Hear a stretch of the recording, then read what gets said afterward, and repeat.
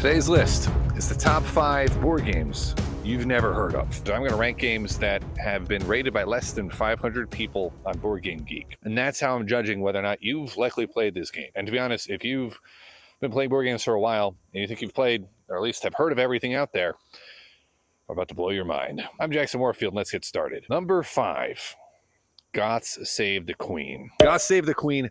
Goths Save the Queen. It's a 2v2 game. Visigoths versus Ostrogoths.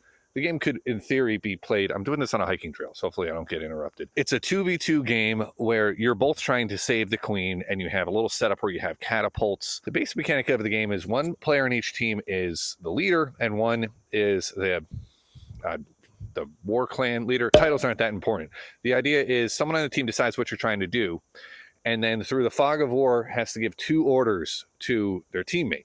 The teammate has to guess which one is the right order, and if they do, they get to execute on their strategy. And then play goes back and forth between the 2 teams. So the team that's more in sync does better. Now, it does come with rules there where you could play 2v1 or 1v1, but that doesn't really work that well. It's really a 2v2 game, which is partially why I think it never really took off.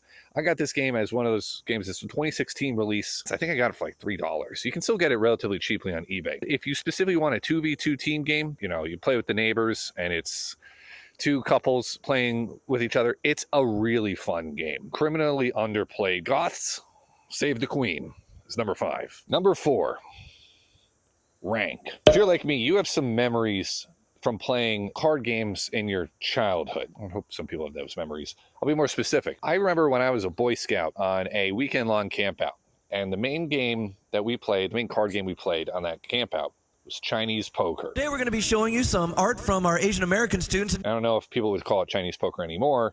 This was early 2000s. The Chinese poker, you divide the deck of 52 cards into 13 card hands. Someone leads with a pair of 6s.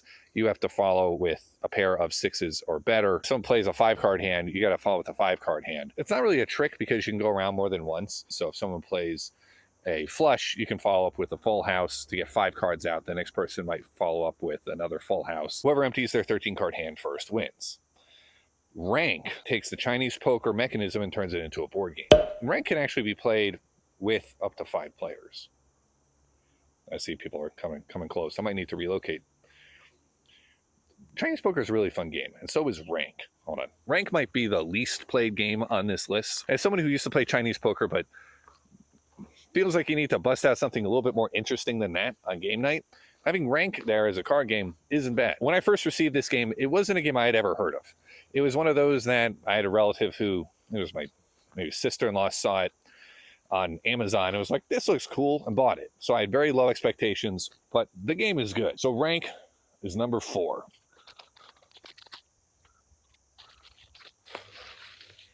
Ugh, touched the mushroom. Number 3,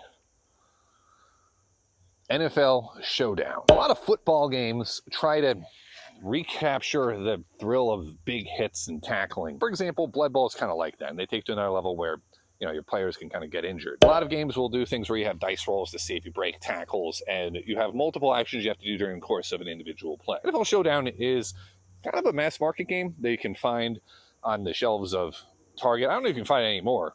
You can find it online now. Even though it's a simplified game of football, but actually hits the mark better. You see, the fun of football from a strategic standpoint isn't the play itself. It's deciding what plays to run. If you've played Tecmo Bowl or Tecmo Super Bowl, you know that you are trying to pick the play that your opponent chooses. So in Tecmo Bowl, you have 4 choices. And if you guess as the defending team which play the offense chooses, then all your players are going to bust through the line. NFL Showdown kind of works like that. You're choosing whether you're doing, like, say, a run play or a pass play, like a short pass play or a long pass play. On the defensive side, you're trying to guess which one they're doing.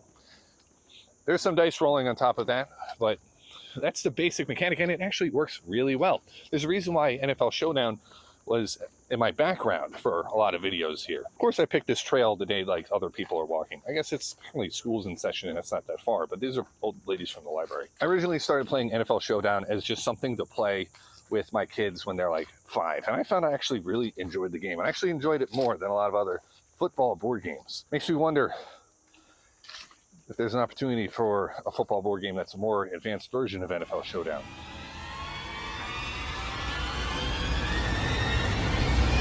That's why NFL Showdown is number 3. Number 2. What is number 2? Dr. Panic. I'm going to panic if someone gets in view here, so I think I've been enough ground up on the old ladies. Dr. Panic is a party game. You are working as doctors, and it's like an emergency room setting, but it's for kids. Like, honestly, age 7 to 9, great age range for Dr. Panic. So what you get is you roll out all your juvenile doctors, and you have a patient that you have to complete a series of tests. And these are all like little dexterity tests you have to do under duress. Under duress meaning you're under time. So it's a app integrated game. And as you're trying to do these tests, the app that is running will occasionally throw monkey wrenches at you. The boss is calling to congratulate everyone. Everyone has to shake hands with everyone else in the room, and then you can continue playing. So something like that to interrupt, whereas one of the tests might be trying to slide a cardboard token through other cardboard tokens that you have leaning up against each other, so it's very delicate action. You have multiple teams running, and they're trying to do all the various tests. It's about 8 tests, and honestly, it's a riot when you're playing with like 7-8-year-olds, and it works with adults too, especially if adults are working with the kids. Dr. Panic at one point was the only game in my collection that was unplayed. That really has nothing to do with how good the game is, but it also comes with cool hairnets. They're pretty silly. So Dr. Panic is number 2.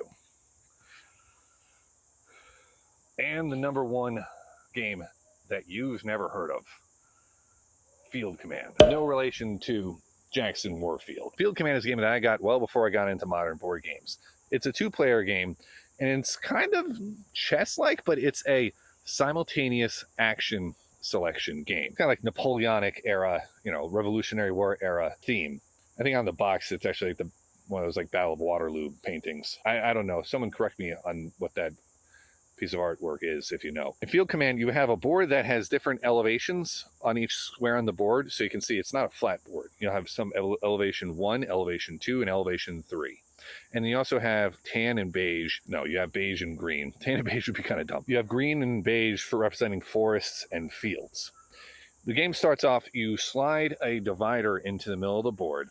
That means you can't see the other team's setup as they start to lay out their troops.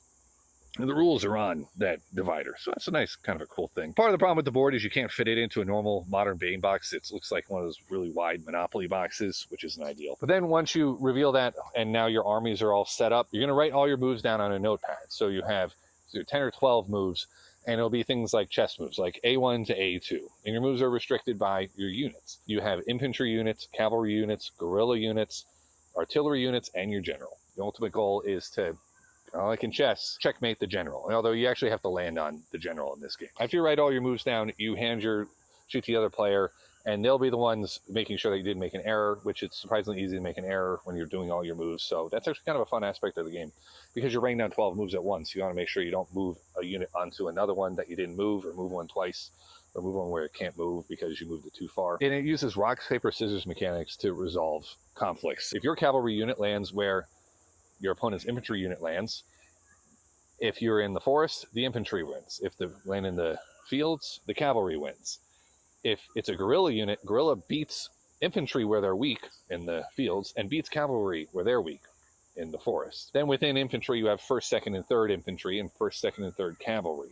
1st beats 2nd, 2nd beats 3rd, 3rd beats 1st. So it's a couple of these rock, paper, scissors mechanisms. You also have artillery, which fires off at range, but artillery is very slow, so it's tough to get them up on height. It's a really fun tactical game. It takes a little bit to play. It's not by any means a quick game, but it's fun, and it's unlike anything else I've played in modern board games. It honestly seems like a bit of a gap. Now, this may have been done in some other modern war games. I'm not as familiar with war games as I am with board games, but I highly recommend giving Field Game a try if you happen to come across it. If you can only find it for like $96 on eBay, I don't know if you need to buy it, but if you really are thirsting for a game that's different, is not going to feel like any of your 1v1 skirmish or tactical board games, give Field Command a try.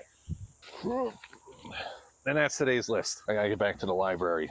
Can't get intercepted by old ladies. If you're looking for a gaming news podcast, I just started up a weekly podcast with Final Gaming called The Weekly Tabletop Gaming News Podcast with Final Gaming and Jackson Warfield. So give that a listen if you need something to listen to on your Monday morning commutes. If you want to support Jackson's Warfield and help us get better lighting without having to go for long walks in the woods, you can become a member for 99 cents a month. You get mentioned in the credits, you get videos early, and most importantly, you become effectively almost like a shareholder in the channel. That's all the plugs for today, and I'll see you in the next video.